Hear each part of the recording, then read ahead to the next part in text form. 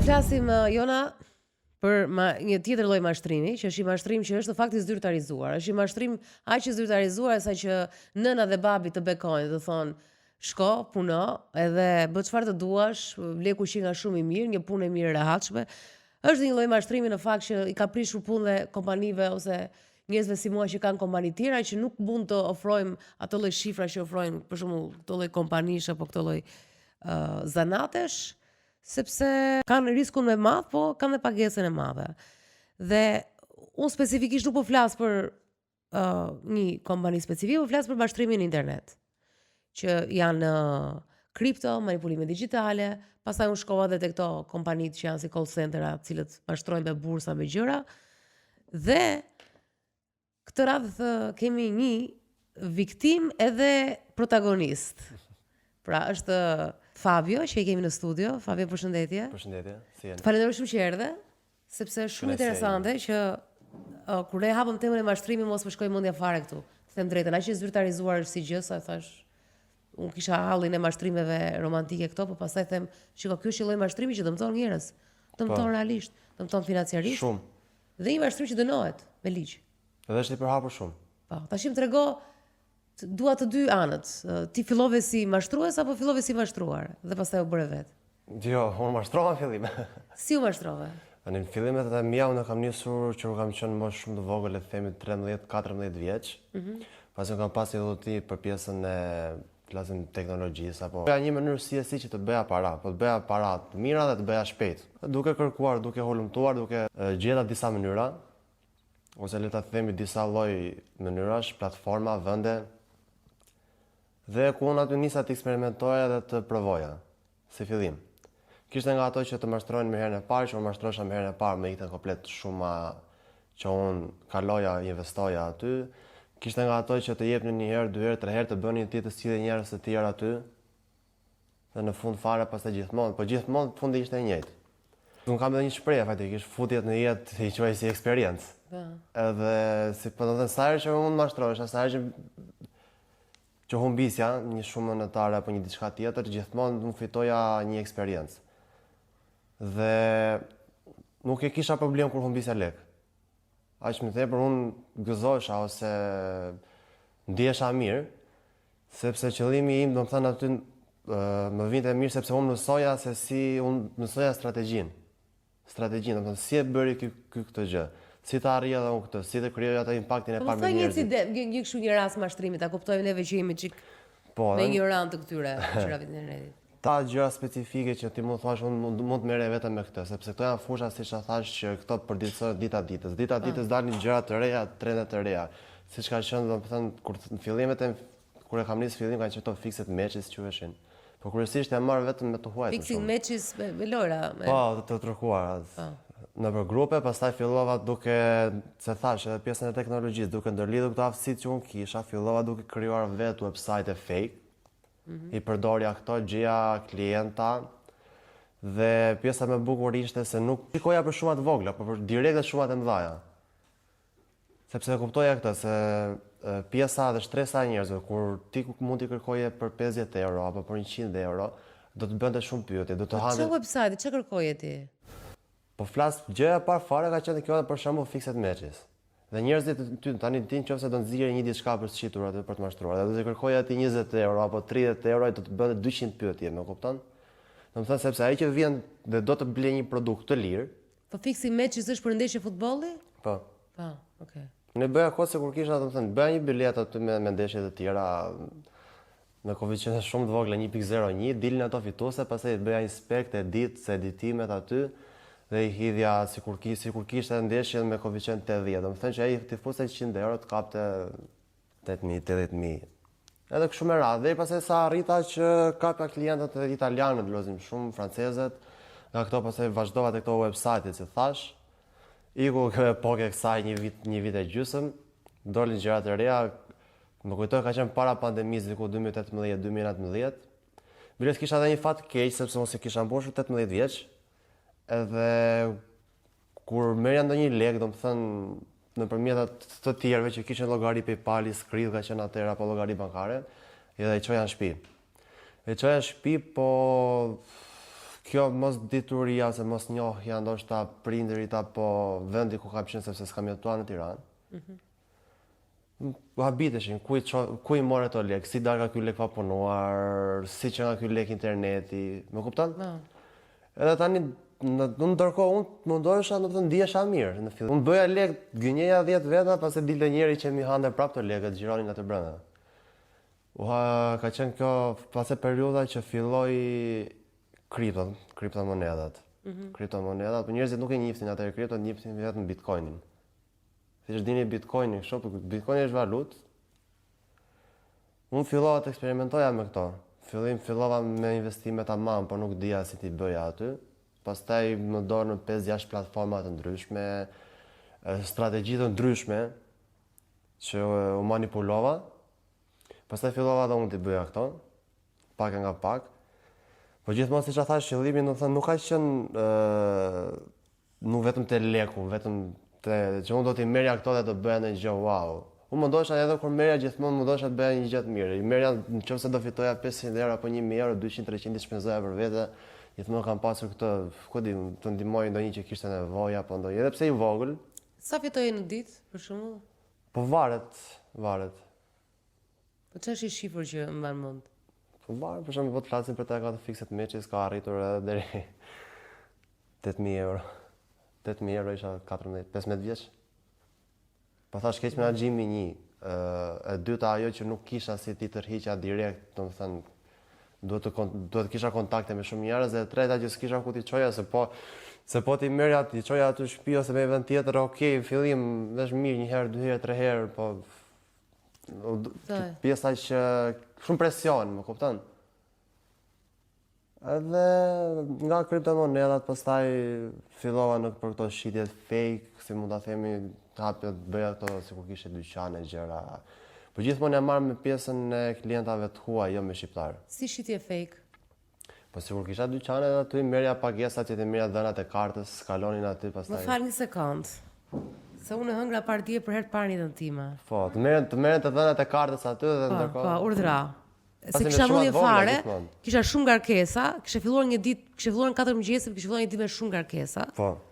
Dhe më vjen ky mesazhi dhe unë isha duke bërë shopping. Të dalim me tek linket, se linket janë pjesa më. Jo, unë e mbaj veten duke qenë se kam në internet që në vitin 1997 dhe kam parë dhe e kam filluar internetin në Amerikë, që aty kam parë gjithë llojet e formave të mashtrimeve, aty ka lindur edhe phishing. Aty ka lindur gjitha. Dhe unë me mbaj veten që nuk ma futot njeri, kupton fare. I shoh dhe të gjitha, i shoh adresën, e di çfarë është faqe zyrtare. Pa mendje fare, më erdhi një me outlook.com. Dhe unë ndërkohë jam duke pritur një pako, ka porositur goca ime një gjë. Unë e hap këtë dhe thoshte paketa juaj kam rritur në magazinën tonë lokale, por nuk është dorëzuar për shkak të një adrese të gabuar. Ju lutemi konfirmoni adresën tuaj. Dhe unë pa mendje fare kujtova se ishte pako, klikoj, futem aty dhe më del posta shqiptare. Po, posta shqiptare në Ukrainë sa që po e bëjnë, kanë bërë një vit. Suksese Ukrainës, përshëndes. Edhe izraelitët kanë shumë që e bëjnë. Futem tek posta shqiptare dhe në një moment më kërkon kartën e kreditit. Tashi, unë që kisha shumë ngarkesë si e pa gjuhë, nuk mendova që shne posta më kërkon mua kartën e kreditit. Po thash, po unë nuk thash të, po thash, ore sa mirë kam bërë to se vill këto shkojtë të atime tash pagu dogani 20 euro. Këto thash u bravo i qoftë. Dhe gjithë të kohë aq e lodhur nuk kisha parë që adresa e kësaj ishte eliaczzy@outlook.com. Pra, u fut atje dhe kur më fillojnë mua mesazhet nga banka ime, aty pastaj ishte të mërshme. Mos më thuaj që të nxorë një tabelë që thoshte processing ose waiting. Jo se ko, $50 mori ai. Po. Po të kishte ndodhur edhe pak do të kishte marrë nga 50 nga 50. Falenderoj shumë bankën, më jepni lek ta them. Super bank. I bllokoi, nuk mori as i lek, direkt tak edhe filloi. Këtu tashi un këtu tashi u të kam ina aty. Pra atë që ke bër. Se di si shkoi zemra ime në atë moment? 50, 150 prof, 150 prof. Dhe thash po sa kesh po tishe nuk e di çfarë do. Po shikoj Alina, se ka një diçka, unë edhe psikologjisja pak. Se unë kisha edhe raste që unë i lija. Unë shikoja që ai kishte, se kishte problem. Si e shikoj që kishte? Po thënë, nëse ishte ndonjë, do të thënë se kjo është kjo e keqja, do të thënë që mbas më ka lënë që të bëj një diçka, se mund të kisha bërë një diçka për vete ose. Po se ka ndërgjegje ai, prandaj ka ardhur. Po, prandaj po them. Unë tani po ti shikosh kam shumë kohë, do të thënë mbi 2-3 vitet e fundit, jam kthyer komplet në një fazë dhe në një anë tjetër. Videot që bëj aty, që e shikoj që ka shumë interes sepse ka shumë njerëz që bien pre. Kur them shumë në një sasi shumë. Po jam unë që mbahem. Unë se kisha I shikoj shumë që videot që bëj këtu, që shikoj, kujdes mos bëni këtë sepse kjo bën këtë gjë, kujdes kur vin kjo, kujdes kur vin ajo gjë, mos shtypni këtë. Në më thënë e shikoj që ka shumë interes dhe nga një video që unë bëj aty dhe të shkojnë na 300-400.000 shikime dhe sipër edhe komentet apo mesazhet janë pafundme. Të pafundme. Po sepse mashtrimi është kudo, unë e thashë në hyrje të emisionit, mashtrimi është kudo. Në çdo lloj forma ai përpiqet të mashtrojë ty të kapi. Po tani nuk është bërë më e vështirë kjo për shembull me banka, se banka ime bllokoi direkt pa e marrë në telefon. Nuk njerëzit janë ignorant në pjesën që se mos ma merrni për ofendim edhe ju shikues, sepse ignorant është kushdo, edhe unë jam ignorant, edhe të gjithë, po. Ignorant është pa dituri në një fushë të caktuar. Siç nuk mund di në pjesën e gazetarisë apo në gjë tjetër. Edhe janë shumë, domethënë janë të pa informuar, nuk din. Edhe shkojnë direkt aty, fusin dhënat bankare, fusin hapin linqe të pa certifikuar, ose pjesën për shembull kur bëja unë website-et. Krijoja website-in, thjesht mund ta fusësh në një trust web që janë këto për trafikun, mund fusësh emrin e website-it dhe shikon review-t aty, do të thënë trust sourcing. Por mos ta kishe mendjen e ëngra, se duk si posta. Po. Që si faqe posta tamam. Po. Më kam bërë në Fiverr. Fiverr është se unë jam graphic designer, se përveç këtyre programim edhe gjëra tjera. Ka qenë Fiverr dhe përpisha në fillim Fiverr ta shpjegojmë për ato që nuk e dinë. Po, Fiverr është Fiverr Upwork, siç është LinkedIn, që mund të gjeni punë aty. LinkedIn mund të gjeni punë aty, po. Po, edhe Fiverr është për gjithë ju. Po punoni vende të tjera. Po, që mund të punoni si freelancer njëkohësisht me këtë, po a themi që kush ka dëshirë që ka një skill, një aftësi të punoj vetë, pra si vetë punësuar. Edhe dini new user. Tani këtu unë kisha 3 muaj përpisha se nuk doja t'i fusja vetë lekë, t'i fusja review fake për të kapur klienta. Më shkruaj në fillim dhe më thonë që po më erdhi fiks domethënë me logon e Fiverrit dhe me linkun siç të nga bas, outlook.com, fiverr.com. Ndërkohë hosti i para ishte komplet fake. Dhe më tha që ti të regjistrohesh tani që të bësh një komplet sign up të profilit, duhet të bësh një pagesë që do bëhet refund, që do kthehet mbrapsht. Dhe unë futa hapa një llogari, domethënë se e kisha siç e the vetë. E kisha atë ndjenjë, domethënë atë sikur do më mashtroni. Edhe shkova i futa 300 euro, ai tha do të mbaj vetëm 100. Ndërkohë që unë prisja procesin, fiksi punë në call center, se kam punuar në call center. Të nxjerr një tabelë aty, domethënë që shikoj se ne po procesojmë, po u kthejmë lekët tuaja dhe ndërkohë nga mbasësh duke i fshirë të gjitha. Vetëm kur më vin mesazhi mua, domethënë aty ndërpreva edhe unë që aty ka pas skemën e kësaj. Fillova edhe unë, pas që s'po kapë dot klienta, pastaj fillova duke hapur adresa të reja dhe shkruaja këtyre new userëve. Përshëndetje, jemi nga timi Fiverrit apo një Upworkut. Edhe na do të bësh kjo gjë, por gjithmonë asnjëherë me shqiptar. Asnjëherë me shqiptar. Po e para. Para siç e theve vetë më vinte ajo, se tani një italian apo një francez, një anglez nuk e ka problem $100, $200, $300. Shqiptari çfarë do t'i marrësh? Plus do të merresh shumë me shqiptarit, dhe shqiptari as 20 euro stjep, jo me 100 euro. Po jo, edhe shumë tha dhe ja i gruaja që më ndihmon në shtëpi, mos nga ose shoferi i kompanisë. Tha, pse futesh ti kartën e kreditit në internet, mos e fut kurrë, ai e kishte komplet. Karta kreditit në internet mos futet kurrë. Gjithë bota kështu funksionon. Domethënë gjithmonë me blerët online me karta krediti, vetëm tu te ne është kjo. Po është pjesa që e dallojnë, bravo. E dallojnë. Po ka qenë një diçka domethënë që bëja domethënë siç ta thash, kishte raste që i lija ose nuk i çoja deri në fund. Qëllimi kryesor nuk ka qenë që unë të bëja lek, vetëm lek. Më kupton? Nuk ka qenë ky qëllimi kryesor. Thjesht, unë e argëtohesha me thënë drejtën. Shloja. Po është loja, shtyja kohë, nuk shumë të dukej se siç ta thash, jam rritur në një vend vogël, aftësitë ishin këto. Unë kur bëja në një gjë ose kur flisja për këto, më kujtohet në fillim fare kur ka dalë TikToku, pasi ndryshoi se ka qenë muzikal në fillim. Filloja bëja këto videot. Edhe ishte an klasë 9, duket edhe viti pa gjimnaz. Bëja video dhe i hidhja aty. Edhe po mentaliteti qyteti, sa vija ditën tjetër në shkollë, unë të kam parë ty, të kam parë në TikTok, ky që del aty, ky domethënë ai që budalla se ditë bëj këto gjërat. Okej, thoya kështu, thoya ditën tjetër pastaj fillova me këtë krijimin e linkeve, se u futa te pjesë e programimit më shumë pastaj për këta që mund ta njohin Termux, Kali Linux. Hapja kamerat, domethënë nisja linkun ty. Kapja fotot, ti se kuptoj fare, ti mund të jesh duke ndetur me telefonin tënd, ë? Unë kam akses te kamera jote, te rrjeteve sociale, te gjithçka. Flasim pas emisionit. Dhe kjo është pjesa, domethënë, Unë prandaj them ignoranca shqiptare është në nivel shumë të lartë. Në 100 mesazhe që mund të kem tani tek rrjetet sociale, 80 janë si të përgjoj të dashurin, gruan, ish të dashurën, ish gruan. Edhe nuk ka kthej asnjëherë, do t'jap 500 euro, do t'jap 1000 euro. Përpara i bëja këto, po pa dalë rrjetet sociale. Përpara i kam bërë këto dhe tani dalë dhe them, shiko, mos i bëni këto. Po këtë kërkoj në një të bëj lek me kripto me një gjë. Po, bravo, shikosh, ata që bëjnë video, domethënë vlogs, ose travel, podcast, si që jemi, flasim në rastin aktual, janë diku tek vendet e 10, 15, 20 për pjesën e pagesës. Nëse ata që bëjnë video, domethënë sipas kërkesës, sipas searchit, insights, how to make money online, për shembull, si të bëjmë lek online, si të bëjmë para, gjithmonë është pjesa që është tregi i pafund. Se ka dhe njerëz të fiksuar. Je dënuar ndonjëherë për këtë që ke bërë? Jo, unë kam bërë, domethënë brenda kontekstit, nuk kam dalë asnjëherë deri në atë fazë sa tani kam pasur mundësitë, por asnjëherë nuk i kam kaluar këto. Ti je një djalë që vërtet ka ardhur dhe e ndan këtë gjë dhe bën shumë që e ndan edhe jo, sepse shikoj që domethënë ditë për ditë shtohen këto rastet edhe mund më vjen. Ashtu është, po më fal vetëm një sekondë sepse kjo gjëja më shtyn të mendoj që në momentin që ti mashtron njerëz të cilët nuk i njeh, se mbas 7 vitave është e teoria e 7 vitave, mbas 7 vitave pastaj nuk na interesoj më se çfarë do të thotë. Bravo, është shumë e vërtetë kjo. Kështu që kjo është si një lloj mashtrimi që këtu nuk të hyn në punë ndërgjegje, pra duhet të kesh ose një ndërgjegje shumë të fortë ose duhet të jesh i ndjeshëm vetë ta kuptosh, pra të shkosh vetë me fantazinë tënde se çfarë dëm i bën njerëzve. Ndryshe, pra aq kosa nuk i njeh ata njerëz, është më e thjeshtë ta bësh këtë gjë dhe shumë njerëz nuk e kuptojnë që është mashtrim. Madje këta që ma bën mua këtë dhe më morën 50 euro, që më ktheu banka, nuk e di. Këta realisht do të punojnë aty.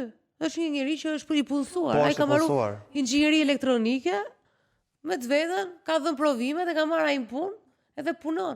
Ndërkohë ai është futur në këtë sistem, siç janë futur. Ka akses në sistem, është punëtori i postës atij, ndërkohë që mund të jetë i lidhur ose vetë ai mund të jetë i lidhur me një grup tjetër ose grup shoqëror që merr atë tracking number atij, merr të dhënat e tua, u ka lënë atyre dhe ata ta kontaktojnë ty. Po në rastin tënd, do të thënë, që ka gjetur të ndërgjegje është pak e çuditshme. Nuk është i vetmi, se unë njoh edhe në kompani të tjera që punojnë në call center-a, që i kanë lënë punën, kanë bërë lek, bërin 5.000, 6.000 muaj dhe kanë lënë sepse në një moment për shembull një histori është realisht ka ardhur keq për njeriu. Se i kishte thënë ai po prapë çfarë do merrni më. Po shkoj Alina. Kishte rënë telefoni dhe erdhi keq për njeriu në Afrikë. Po, punë këto faktora sepse në rreth shoqëror që kanë njerëz, do të thënë që shok ose të afërm që kanë call center ose bëjnë gjëra të tjera, më kupton? Asnjëri, do të thënë asnjëri sado mund të ketë gëzuar deri në një far pikë, po ndoshta si ka dalë vet, po ja ka dalë në një vend tjetër i ka ecë tesh në familje, në fëmijë, do të thënë ne kam të faktuar këtë gjë. Ai lek ashtu siç vjen ashtu tikën.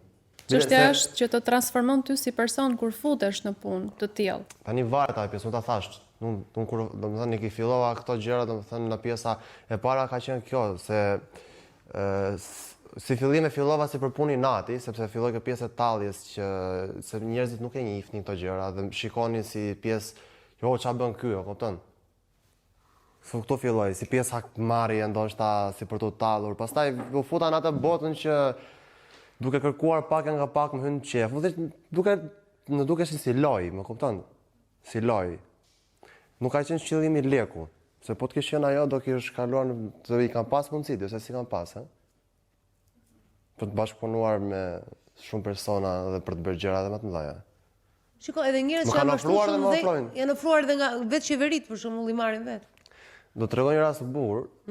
Isha në vitin e 3 gjimnaz, edhe po tani aty ku kisha shoqëri me të gjithë, flasim edhe me institucione publike, policit, këto, se vetë një vogël aq ishin aty edhe. Do kujtohet ndodhi një kështu, hapishin adresa, ku hapin adresa fake, edhe këto. Edhe këto spotet që hapen për shkollat ose për qytetet. Dhe hapen për faqen tonë atë, nuk e di se kush e hapi. Po tani, siç thashë, njerëzit janë shumë të painformuar, duken gjëra wow këtyre. A thjesht është një faqe Instagrami ku unë të shkruaj ty anonim aty dhe hedh atë që ti më thua mua. Tani këtyre dukesh filloi te pjesa e kësaj se po merreshin me jetën personale të mësuesve të këto. Dolën këto të parlarat, e ke parasysh ti. Dhe këtyre u diqte, edhe vatë bënin denoncime. Tani policia nuk i gjen dot. Në të qytetin, në të tani, kishtë dalë nami, do më thënë që jo për mashtrimet, por që unë ishe teknologjisë që bëja këto. Plus kam qede pak harakat, e tani të gjithë tani më përsullur mua, e ke bërë tim, thoshin. Nuk e kam bërë unë, jo e ke bërë ti, ma vërteto. Jo s'kemi si ta vërtetojmë, thoshin, ma vërteto. Se vinin aty, vinin në shef i krimeve dhe këta në mënyrë shoqërore, që shikon mbyllje se e ke ti në e dim, po jo më pas e kam unë. Jo këti, po andi, miri, thashun, ta bëjmë, më thënë, me marrëveshje. Po ta gjej, thashun, se kush e ka. Po si ta gjesh, ja tregova mënyrën, pak rëndësi ka, po kjo s'lejohet. Po ti po më akuzoni mua, thashun. Po mirë, tha mua, po e gjetën, tha mua, po e gjetën, nuk do të themi asnjë gjë, vetëm e gjeta mua. E se mua atë kohën time, brenda 24 orëve, i gjeta personat me numër telefoni, unë nisa edhe linkun që ti merja me foto. Pra sa i gjë atyre është bazike fare, nuk është ofendiv që e ke bërë ti. Pa edhe ata të shvinin të unë se shikoj se ky merret me IT, ky është kështu, e kupton? Po pra, po ajo është ofendiv për ty, që është atë hap. Bravo. Një 3 vjeçar. Bravo. Shkova aty e gjeta, pastaj edhe më zhvinin tërë kështu shikonin, e kupton? Kjo bota e internetit është botë që duket sikur ne dim, po ne nuk dim asgjë, jemi çdo ditë aty. Nuk ka fund, nuk ka fund. Edhe është shumë interesante. Unë doja të rria pak te, okay, ti ke një ndërgjegje, tash ti edukon të tjerët. Por të ka bërë përshtypje për shkakun të njerëz të tjerë me të cilët ke bërë këtë gjë që kanë qenë kështu ose vazhdojnë dhe nuk kanë asnjë lloj tamam, asnjë lloj brerje. Po të thash gjithmonë, ti kur nisesh, do të thënë ne si persona të gjithë ne, kur nisemi për të bërë një diçka kemi një qëllim. Apo jo? Ti të ke një qëllim kur ka hap këtë emisionin këtu. Vajza atje edhe unë. Qëllimi im si ishte paraja, si ishte leku. Më kupton? Prandaj ndoshta do të thënë nuk kam arritur, nuk arrita që të bëja shumë gjëra ose ta vazhdoja këtë. Që ta ktheja në punë. Nuk e bëja për lek. Po këta shokët e tu, për shembull, ke vënë ti tek njerëz që e shijojnë shumë këtë gjë që i mashtronin, bëjnë e vazhdojnë. Ku bën përshtypje? S'u bën. Ma habit sidomos kur e bëj me shqiptarët, më ka habitur. Jo, me shqiptarët nuk e bëj. Jo, e di me kë kam qef, domethënë që kam filluar sepse kur nuk e njeh të botën e më ka rënë rasti si për punët që bëj, si për të gjitha, duke njoh shumicën, flasim gazetar, politikan, këta influencer, se sot janë bërë gjithë influencer. Dalin hani pjatë supa aty thonë jemi influencer. Edhe duke i njohur nga afër këta, kam arritur të kuptoj që dhe sot gjithë mashtrojnë, nuk ka njeri që nuk mashtron. Sidomos një njeri që ka biznes apo që del në rrjetet sociale, që merret me diçka që do të shesë një produkt, pa mashtrim sot po nuk mashtron e i vdekur. Më kupton? Është pjesë e natyrës sot. Po tani juve pa dashje duke shijuar lojën. Po pra këtë po brisi njerëz. Dhe njerëzit për ju janë dëm kolateral. Quhet collateral damage. Po. Kjo është. Këtë ka përshtypje duke dëgjuar ty dhe duke kuptuar botën e tyre. Mund të pyes çfarë ndodh brenda te kur ti ishe, se tani ka kaluar kohë që nuk e bën më atë, por kur ishe duke. Nuk ndi mirë, normal, shikoj, këto ka qenë të moshës fatikisht, se tani që rri dhe i mendoj se edhe nuk e kam vletur. Po faktin që se pak më herët kisha ndjeshmëri për shqiptarët, por jo për njerëzit jashtë. Pse? Huaj, ta thash, si pas shtetit, nuk e ka problem për një shifër 100 euro, 200 euro, apo 300 euro kur e jep. Më kupton? Nëse një shqiptari normal, do të thënë, ndihesh keq sepse këtu ndihet gjendja financiare e shumicës së shqiptarëve. Mos futet edhe shqiptarja. Në fakt unë të gjë dua ta vë në dukje, jo për rastin tënd, por është pak e përgjithshme, një lloj ideje ngjashme që për shqiptarët kemi më shumë ndjeshmëri kurse për personat jashtë jo. Ndjeshmëria ose është ose nuk është. Si ndjesi ishte, do të thënë, normale. Por e kuptova qasjen tënde që the unë bëja pak e kuptoja edhe kë mund të merja. Bravo, 90 persona unë i zgjidhja. Nuk është se i thoja të tërve, ja lija dhe në mail, tërkoj që kishte nga ata që më shkruani, që shkoj, hey sir, lutem, please, I send you money, please send me the ticket, send me the signals, you know? Do më thënë që të lutem, ma tërgo këtë, ma bëj këtë, dhe unë i lija sin ose i fusja blok, sepse... Më falë ti, u ke parë llogarinë bankare njerëzve? Ke pas akses? Po e gjëja më thjesht. E shifja aty dhe ti ke ndaluar, ke thënë marrë për gjëja... shumë qiqe. Po e gjëja më thjesht. Të shohësh llogarinë. Po tani na friksove. Po jo, nuk e pse friksohesh. E kupton, të bëjnë dallimin mes hakerimeve dhe kësaj që jemi duke folur aktualisht. E kupton? Pra ti nuk ke akses që qetësojnë pak njerëzit. Është personi në fjalë që bie prej që jep aksesin. Nuk është se ja futur unë aty kam bërë një shkencë madhe, më kupton? Ti më ke dhënë më dhënat, ke hapur linkun, je futur aty ku nuk duhet, kaq. Por e ka hape tash që po dalin, se isha në një vend ku po diskutoj, një nga këto që janë hape që kanë gjithë llogari bankare, ti paguan, po bëhet në Shqipëri. Ai ka akses aty, ka akses e gjithë llogaritë bankare të gjitha bankave, se janë banka bashkë ka bashkuar. Këtë doja të thoja. Dhe ndërkohë një që punon aty po deshe Bravo. është të bën. Është njësoj si për çdo program që shkarkon ose në telefonin ton. Edhe telefoni, domethënë gjithmonë celulari ka akses në dhënat e tua, në gjithçka që ti bën, në kamerën tonë, edhe kur është i fikur, domethënë telefoni ky është duke rekorduar, është duke bërë rekordin në të njëjtën kohë. Por ka një lloj legjislacioni. Edhe kur është i fikur, ë? Po. Ku shkojnë të dhënat? Kjo është ideja. Po pra, po ka një lloj është ndryshe sepse kjo është një kompani legale botërore që ti i pranon ato kushtet dhe ke vënë kur sa që ti shkarkon një program thoshë që nëse ti do të japësh akses te kamera, domethënë ta shpjegon atë pjesën, pa shkak se ne gjithmonë i jepim okay dhe continue. Skip, bravo. Jo njëjta gjë është edhe kjo. Unë nis linkun aty ose një diçka tjetër. Ai e pranon pa e lexuar ose pa e ditur, pa u informuar. Si unë pra? Po pra. Si kisha mendje. E pranon dhe futem aty. Te kasa aty këtë shtypja kot. Pak a shumë është një diçka, domethënë psikologjia dhe logjika që Shiko, ky është dhe shans, se kush ta kap se. Edhe shans, për shembull këta më kapën mua po s'kapën legët. Tash i varet se edhe banka. Mirë, se një 50 ta morën. Merr pra. 150 që sa? 50. Jo, kur filloi e tjetra pastaj ishte të vëshme. Ai s'ishte di si e mirë fare.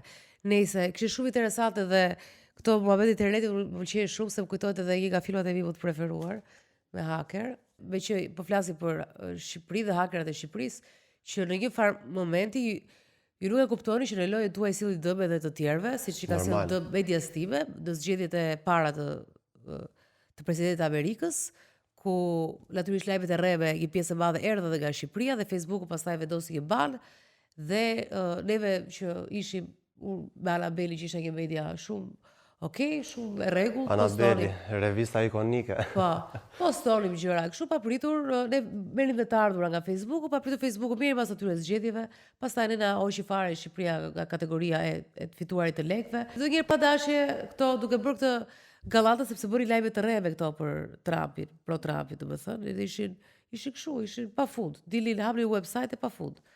Edhe kështu që këto nuk e di se çfarë do bësh shkaktet e të tjerët që janë njerëz të rregull që duan të bëjnë gjëra. Si çdo gjë tjetër, dhe lufta në internet është e padrejtë. Ti ke atë faqen tënde me rritje organike me gjëra të mira, pa pritur deri tjetër vjen blen followers këto që këto janë gjëra që ky për to ti bëj si bën fare. Po e ka fjalën që është gjithmonë ajo bota e të dyja botët paralele dhe në botën e internetit. Dhe e mira dhe e keqja. Por e keqja dëpton shumë. Po ndërkohë ata më të këqit i marrin pastaj qeveritë dhe i mbrojnë. Është botë e çuditshme. Fabio, falenderoj që erdhe, falenderoj që na solle një vëzhgim tjetër nuk ka shumë për terapi kjo pjesa, sepse është industri shumë e madhe, edhe është puna e beauty dhe këtyre që ka shumë gënjeshtra në mes, se janë gjitha dhe gënjeshtrat, por është interesante ta kuptosh dhe ta zbulosh. Dhe padyshim që këto janë emisione që duan orë të tëra, sepse ka shumë gjëra interesante dhe internetit, dhe siç the ti ne kemi padije shumë të madhe. Është botë e pafundme. Po, është botë e pafundme dhe siç unë që mendoj që e njoh shumë më mirë se shumë të tjerë internetin, unë e hëngra, kështu që është e rrezikshme. Keni kujdes, pra. Dhe duhet edukohen këtë çiko Fabio, edukojnë ti pak internet, edukoj se çfarë të klikoj dhe çfarë jo, dhe çfarë është. Jo çdo gjë është e rrezikshme në internet, se shumë gjëra vlejnë. Po duhet ta dini këtë gjë. Unë falenderoj shumë. Falenderoj shumë edhe ona. Unë të falenderoj që më dhe mundësinë që të vija në këtë super program. Derit shumë. Programi para fundit dhe njëherë, takojmë në episodin e fundit për këtë sezon të The Dalina Show për të rikthyer prapë në shtator. Dhe unë po ftofem rrugës, kështu që do vazhdoj të pi ujë me vitamina të lajthizës edhe natën e mirë. Andale!